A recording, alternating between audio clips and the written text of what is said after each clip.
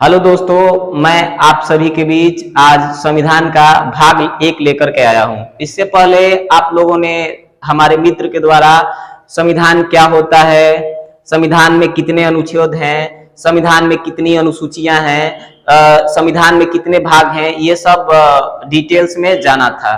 तो आज हम लोग जानेंगे कि संविधान के भाग 1 में क्या क्या वर्णित है, संविधान हमारे लिए पढ़ना क्यों जरूरी है। इसके बारे में हमारे किसी शायर ने क्या खूब कहा है कि मैं तुम्हारे हर मुश्किलों का मुकम्मल जवाब हूं, समय मिले तो मुझे पढ़ना, मैं भारत का संविधान हूं। तो भारत के संविधान को पढ़ना सबके लिए जरूरी है। तो आइए स्टार्ट करते हैं आज संविधान का भाग 1। ये संविधान का भाग 1 जो है अनुच्छेद 1 से लेकर के 4 तक है। इसमें संघ और उसके राज्य क्षेत्रों के बारे में बताया गया है।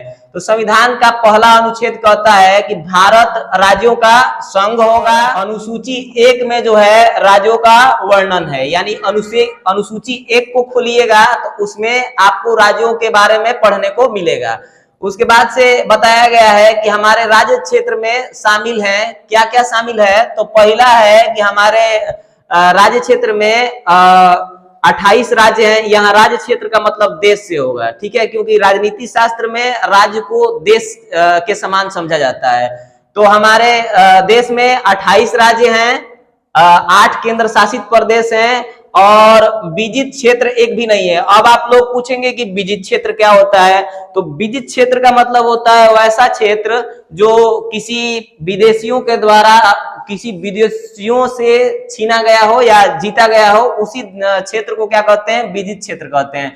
अभी हमारे देश में एक भी विजित क्षेत्र नहीं है। उसके बाद आर्टिकल 2 यानी संविधान के अनुच्छेद 2 में बताया गया है कि राष्ट्रपति से संसद जो है किसी विदेशी क्षेत्र को अपने में शामिल कर सकती है।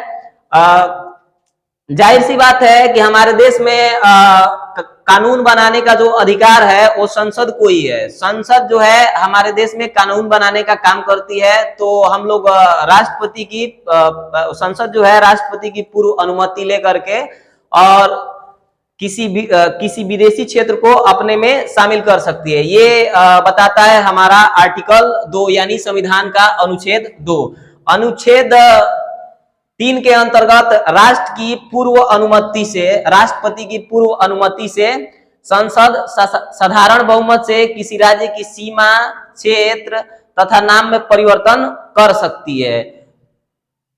उसके बाद से संविधान के अनुच्छेद 4 में बताया गया है कि अनुच्छेद 2 और 3 का जब प्रयोग किया जाएगा तो उसमें उसको आर्टिकल 368 यानी अनुच्छेद 368 के तहत नहीं माना जाएगा। अब आप लोग पूछेंगे कि ये अनुच्छेद 368 क्या है।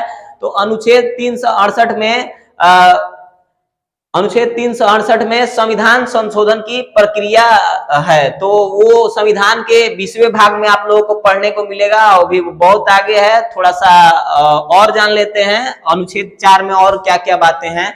अनुच्छेद 4 में और बताया गया है कि जब अनुच्छेद 2 और 3 का प्रयोग किया जाएगा तब अनुसूची 1 और अनुसूची 4 में परिवर्तन करने की आवश्यकता होगी। अब आप लोग पूछेंगे कि अनुसूची 1 और अनुसूची 4 में क्या है। तो अनुसूची 1 में संघ और उसके राज्य क्षेत्र के बारे में वर्णन है और अनुसूची 4 में राज्यों से आने वाली राज्यसभा की सीटों के बारे में वर्णन है। तो जाहिर सी बात है कि जब किसी संविधान के किसी राज्य के क्षेत्र में, सीमा में, नाम में परिवर्तन होगा तो उसकी राज्यसभा के अंतर्गत आने वाली सीटों पर भी असर पड़ेगा। तो इसीलिए आर्टिकल 4 में यानी अनुच्छेद 4 में बताया गया है कि जब संविधान के अनुच्छेद 2 और 3 का प्रयोग किया जाएगा तो अनुसूची 1 और 4 में परिवर्तन की आवश्यकता होगी। तो आज हमने संविधान के भाग 1 के बारे में पढ़ा जो अनुच्छेद 1 से लेकर के 4 तक था। इसके अगले पार्ट में हम भारत के संविधान के भाग 2 के बारे में पढ़ेंगे। तब तक के लिए पढ़ते रहिए।